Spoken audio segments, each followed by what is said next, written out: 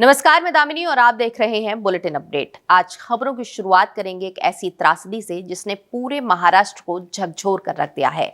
महाराष्ट्र के deputy CM Ajit Pawar अब इस दुनिया में नहीं हैं। इसी बीच 18 साल की लंबी बातचीत के बाद Bharat EU free trade agreement का ऐलान किया गया है। वहीं यूपी के प्रयागराज में माघ मेले के दौरान शुरू हुआ शंकराचार्य विवाद अब प्रशासन तक पहुंच चुका है। इस मुद्दे पर लगातार इस्तीफों की खबरें सामने आ रही हैं। पहले बरेली के सिटी मजिस्ट्रेट की नौकरी छोड़ने की चर्चा हुई और अब अयोध्या मंडल में तैनात जीएसटी डिप्टी कमिश्नर ने अपने पद से इस्तीफा दे दिया है। वापस लौटते हैं महाराष्ट्र की ओर, जहां बारामती विमान हादसे के बाद राजनीति में भी हलचल तेज है। उप मुख्यमंत्री एकनाथ शिंदे ने हादसे की गहन जांच की मांग की है। वहीं पश्चिम बंगाल की मुख्यमंत्री ममता बनर्जी ने कहा है कि देश में न तो आम लोग सुरक्षित हैं और न ही राजनीतिक नेता।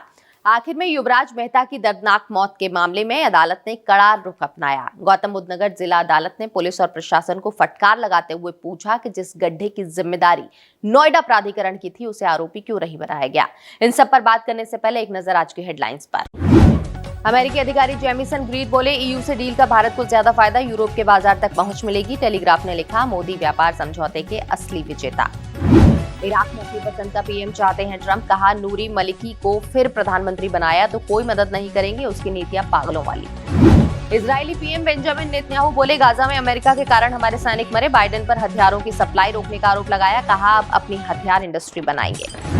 महाराष्ट्र डिप्टी सीएम अजीत पवार का प्लेन क्रैश में हुआ निधन। बारामती में लैंडिंग के दौरान हुआ हादसा, कल होगा अंतिम संस्कार।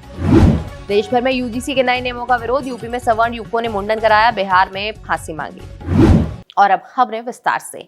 एक ऐसी दर्दनाक घटना जिसने पूरे महाराष्ट्र को गहरे सदमे में डाल दिया है। महाराष्ट्र के डिप्टी सीएम, एनसीपी के बड़े नेता और बारामती की पहचान अजीत पवार अब हमारे बीच नहीं रहे। आज सुबह मुंबई से बारामती जा रहा उनका प्राइवेट लेयरजेट 45 विमान लैंडिंग के वक्त दुर्घटनाग्रस्त हो गया। विमान में मौजूद सभी 5 लोग, अजीत पवार, उनका पीएसओ, एक अटेंडेंट और दोनों पायलट मौके पर ही जान गंवा बैठे। 28 जनवरी 2026 सुबह करीब 8:45 पर मुंबई से बारामती के लिए विमान VTSS के ऑपरेटर VSR का लेयरजेट 45 रवाना हुआ।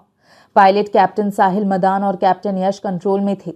आपको बता दें कि अजित पवार जिला परिषद चुनाव के प्रचार के लिए जा रहे थे, लेकिन बारामती एयरपोर्ट पर लैंडिंग के दौरान विमान क्रैश लैंड कर गया। डीजीसी और पुलिस के मुताबिक कोई भी बचाव नहीं हुआ और इस हादसे में सभी की मौत हो गई। विमान टुकड़ों में बटा हुआ, आग की लपटें, काला धुआं। सोशल मीडिया पर वायरल हो रही ये तस्वीरें हर किसी को रुला रही हैं। वहीं उनके परिवार पर आफत आ पड़ी है। सुप्रिया सूले, सुनेत्रा पवार और पार्थ पवार दिल्ली से बारामती के लिए रवाना हुए। शरद पवार के घर पर पूरा परिवार इकट्ठा हो रखा है। क्या कोई कल्पना कर सकता है एक पल में सब कुछ खत्म हो जाए? अजित पवार सिर्फ एक नेता नहीं, महाराष्ट्र के लिए एक ताकत थे। आपको बता दें, अजित पवार का जन्म 22 जुलाई 1959 में अहमदनगर जिले के देवलाली परिवार में हुआ था। उनके पिता का नाम अनंतराव पवार था, जो शरद पवार के बड़े भाई थे। बचपन से ही अजित ने जिम्मेदारियां संभाली, परिवार, खेती, राजनीति सबको बखूबी निभाया। अजित पवार ने 1991 में राजनीति में कदम रखा, बारामती से विधायक बने। यहीं से उनकी पहचान बनी बारामती का शेर। कई बार जल संसाधन मंत्री, वित्त मंत्री, कई बार डिप्टी सीएम। महाराष्ट्र के बजट, सिंचाई प्रोजेक्ट, विकास में उनका बड़ा हाथ रहा। हालांकि 2013 में सिंचाई घोटाले के आरोप लगे, लेकिन वो मजबूती से खड़े रहे। 2019 में एनसीपी से अलग होकर बीजेपी से हाथ मिलाया, फिर वापस लौट गए। वहीं हाल ही में एनसीपी का बड़ा हिस्सा अपने साथ लेकर महायुति सरकार में डिप्टी सीएम बने। उम्र में भले ही वो 66 साल के थे, लेकिन ऊर्जा ऐसी कि युवा नेता भी थक जाते। उनकी मौत से महाराष्ट्र में शोक की लहर है। राजनीतिक विरोधी भी आज दुखी हैं, क्योंकि एक महान नेता दुनिया से जा चुका है। एक परिवार का सहारा हमेशा के लिए छिन चुका है। पूरा पवार परिवार इस दर्द से गुजर रहा है। दुनिया की बड़ी ताकतों के बीच चल रहे तनाव के बीच अचानक एक बड़ा बदलाव हो जाए, यही बदलाव भारत और यूरोपीय यूनियन के बीच हुए फ्री ट्रेड एग्रीमेंट से आया है। इस समझौते पर 18 साल तक बातचीत चली और अब इसका ऐलान हुआ है कि सिर्फ व्यापार की डील नहीं है, बल्कि दुनिया की राजनीति और अर्थव्यवस्था को प्रभावित करने वाला फैसला है। इस डील के बाद भारत और यूरोप के बीच कारोबार और आसान होगा। यूरोप से आने वाली कारों, शराब और वाइन पर टैक्स कम हो सकता है। भारत और यूरोपीय यूनियन मिलकर दुनिया की करीब 1/4 जीडीपी और वैश्विक व्यापार के बड़े हिस्से का प्रतिनिधित्व करते हैं। ऐसे में समझौते का असर पूरी दुनिया के बाजारों पर दिखना तय है।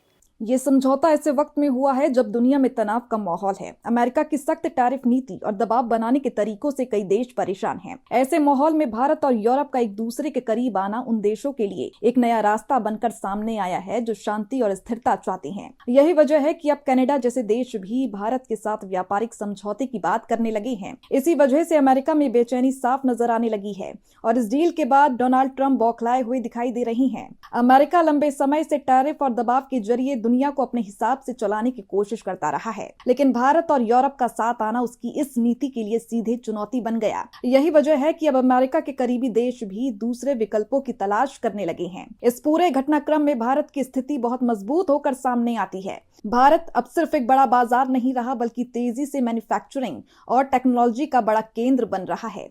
मेडिकल उपकरण, इंडस्ट्रियल सामान, टेक्नोलॉजी और इंजीनियरिंग जैसे क्षेत्रों में भारत पर दुनिया का भरोसा बढ़ रहा है। युवा आबादी, तकनीकी कौशल और नए विचार भारत को वैश्विक सप्लाई चेन का अहम हिस्सा बना रही हैं। प्रयागराज में माघ मेले के दौरान शुरू हुआ शंकराचार्य विवाद अब धार्मिक बहस से आगे निकलकर प्रशासन और राजनीति तक पहुंच गया है। इस विवाद के बाद उत्तर प्रदेश में इस्तीफों की खबरें सामने आ रही हैं, जिससे प्रशासनिक हलकों में हलचल बढ़ गई है। पहले बरेली के सिटी मजिस्ट्रेट अलंकार अग्निहोत्री की नौकरी छोड़ने की चर्चा हुई और अब अयोध्या मंडल में तैनात GST deputy commissioner Prashant Kumar Singh ने भी अपने पद से इस्तीफा दे दिया है।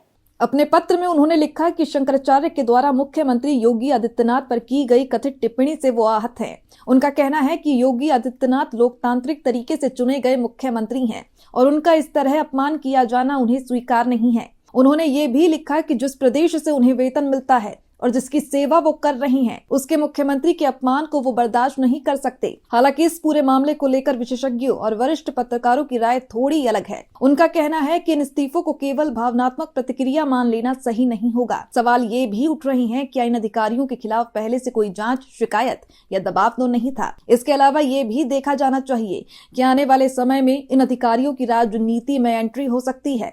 देश और उत्तर प्रदेश में पहले भी कई ऐसे उदाहरण रहे हैं जब अधिकारी अपनी नौकरी छोड़कर राजनीति में आए, चुनाव लड़े और मंत्री तक बने। महाराष्ट्र के बारामती में हुए विमान हादसे के बाद देश की राजनीति में शोक और हलचल दोनों देखने को मिल रहे हैं। खबरों के मुताबिक इस हादसे में उप मुख्यमंत्री अजीत पवार के निधन का दावा किया जा रहा है। महाराष्ट्र के उप मुख्यमंत्री एकनाथ शिंदे ने इस हादसे की गहन जांच की मांग की है और कहा कि सच्चाई सामने आनी चाहिए। वहीं पश्चिम बंगाल की मुख्यमंत्री ममता बनर्जी ने तीखी प्रतिक्रिया देते हुए कहा कि देश में न तो आम लोग सुरक्षित हैं और न ही राजनीतिक नेता। उन्होंने इस मामले की सुप्रीम कोर्ट की निगरानी में जांच कराने और किसी साजिश की संभावना से भी इनकार नहीं किया है। महाराष्ट्र के मुख्यमंत्री देवेंद्र फडणवीस ने इसे राज्य के लिए बड़ा झटका बताया। उन्होंने कहा कि अजीत पवार जैसे नेता को खोना महाराष्ट्र के विकास के लिए अपूर्णीय क्षति है। फडणवीस ने ये भी कहा कि निजी जीवन में अजीत पवार उनके अच्छे मित्र थे और उन्होंने साथ मिलकर कई मुश्किल दौर देखे। मुख्यमंत्री ने बताया कि उन्होंने इस घटना की जानकारी प्रधानमंत्री नरेंद्र मोदी और गृह मंत्री अमित शाह को दी है, जिन्होंने इस खबर पर गहरा दुख जताया है। हादसे को लेकर जो शुरुआती जानकारी सामने आ रही है, उसके मुताबिक अजीत पवार को ले जा रहा चार्टर्ड विमान बुधवार सुबह बारामती में लैंडिंग के दौरान दुर्घटनाग्रस्त हो गया। दावा किया जा रहा है कि इस हादसे में कुल 5 लोगों की जान चली गई। सूत्रों की माने तो उड़ान के दौरान ही विमान में तकनीकी खराबी आ गई थी। पायलट ने हालात भांपते ही एयर ट्रैफिक कंट्रोल को सूचना दी और मेडे कॉल किया। एटीसी में इमरजेंसी लैंडिंग की अनुमति मिलने के बाद पायलट ने विमान उतारने की कोशिश की, लेकिन दूसरी बार लैंडिंग के प्रयास के दौरान विमान में आग लग गई और तेज धमाके के साथ ये हादसा हो गया। बुलेटिन अपडेट में अभी सिर्फ इतना ही। आप देख रहे थे बुलेटिन अपडेट। ऐसी ही तेज, भरोसेमंद और सबसे पहले खबरों के लिए जुड़े रहिए हमारे साथ। नमस्कार।